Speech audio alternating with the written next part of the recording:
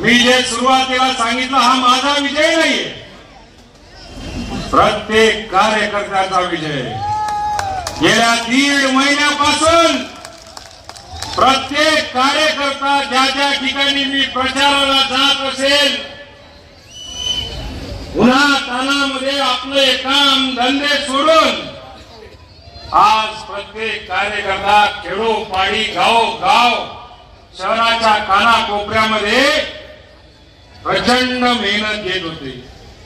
आज 33,500 आपल्याला मताधिक्य मिळालेलं आहे। ही माझ्या बापाची प्रॉपर्टी नाहीये, ही प्रॉपर्टी आंबेडकरच्या जनतेची प्रॉपर्टी आहे।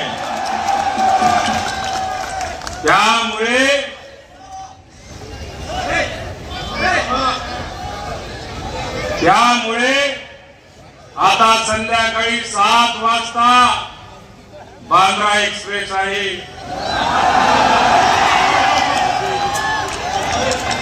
तिला तुम्ही एवढी भरायची आहे,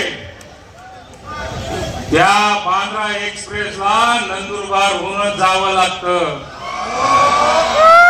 त्या 7 वाजेच्या रेल्वेमध्ये गासोड बांधलं गेलेलं आहे, पेट्या तयार आहेत, या पेट्यांमध्ये सामान भरला गेलेला आहे। उरलेल्या बाटल्या बुच्चन सगळं त्याच्यात टाकून हे गासोड आता प्रत्येकाच्या डोक्यावर उचलायचं काम आपल्याला करायचंय आणि हे गासोड त्या रेल्वेत जाऊन फेकायचंय की जेणेकरून जाय वाढ आणि तिकडे रायकवाले डंपर आहे ना आपल्याकडे। या सगळ्याच्या मध्ये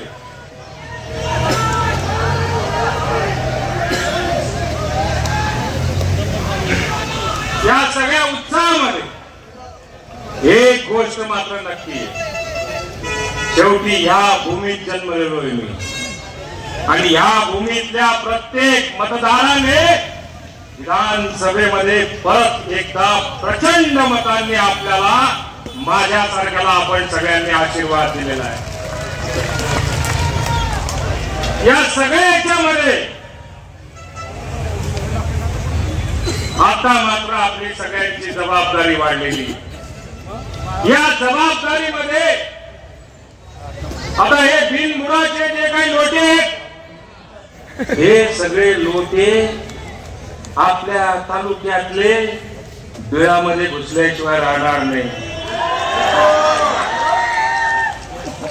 हे बिळात घुसलेले लोटे जे आहेत, काही बिळात घुसलेले नाग जे आहेत, ते आपल्यात राहतात, आपल्या जीवावर खातात, आपल्या तालुक्याच्या जीवावर पोट भरतात।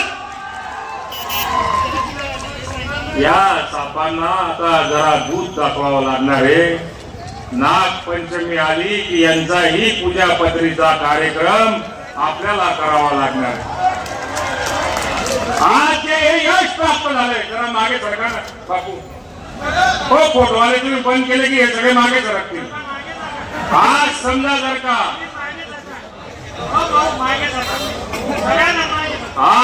जर का विजय झाला असेल, तुम्हाला असं वाटतं का आपल्या बरोबर स्मिताताईंचं सुद्धा योगदान आहे, साहेबराव दादाचं सुद्धा योगदान आहे। काही काँग्रेसवाल्यांच्या मनामध्ये आपल्याविषयी प्रेम होतं म्हणून त्यांचं सुद्धा योगदान आहे। आणि 1-2 समजा जर का उरलेल्या राष्ट्रवादीमध्ये समजा जर का 1-2 दंगरे जर का शिल्लक असतील तर त्यांचा सुद्धा भविष्यामध्ये पाठा पडल्याशिवाय काही राहणार नाही। आज प्रचाराच्या दरम्यान हा नरू चौधरी इथं उभा आहे, बहनानी मर्दनी औलाद है, चंगे तथा इधर होता, मर्द आता इधर होता। या सगळ्याच्या मात्र या सगळ्या याच्यामध्ये एक गोष्ट लक्षात ठेवली पाहिजे. मला खरं तर आजचा जल्लोष करायचा नव्हता, कारण ज्याने रात्रंदिवस मागच्या 1 महिन्यापासून बिरजू नानाचा पुतण्या हा काही ऍक्सिडेंट मध्ये काल वारला म्हणून आजचा जल्लोष करायचा नव्हता. पण स्वतः बिरजू नानाने कार्यकर्त्यांच्या भावना लक्षात घेऊन मला स्वतः फोन करून सांगितलं की दादा, जे झालं ते झालं, दुःख विसरता येणार नाही, पण परिश्रम कार्यकर्त्यांनी घेतलेले त्या परिश्रमाकरता जे जे कार्यकर्ते जल्लोष करतील त्यांना जल्लोष करू द्या. या सगळ्या याच्यामध्ये मला विसरता येणार नाही की मागच्या